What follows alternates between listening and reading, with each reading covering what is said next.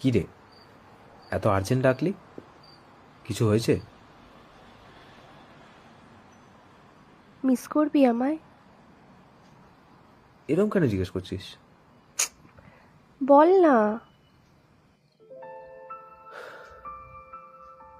কি রে বল। তোকে কিছু বলার ছিল। আমায় ক্ষমা করিস সুমন। আমি শুধুই ভালো বন্ধু হিসেবে থাকতে চাই। আমি তো সেটা বলিনি।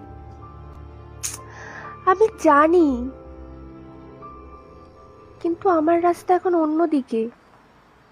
মানে? আমি অয়নের কাছে ফিরে যাচ্ছি। সেই অয়ন যে কিনা সামান্য কিছু কথা কাটাকাটির জন্য তোকে মাঝপথে একা রেখে চলে গেছিল। হ্যাঁ, সেই অয়ন।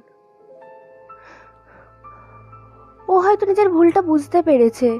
যদিও সত্যি তোকে ভালোবাসতো, তাহলে হয়তো মাঝ রাস্তায় তোকে একা ছেড়ে যেত না। কিন্তু আমি ওকে একটা সুযোগ দিতে চাই।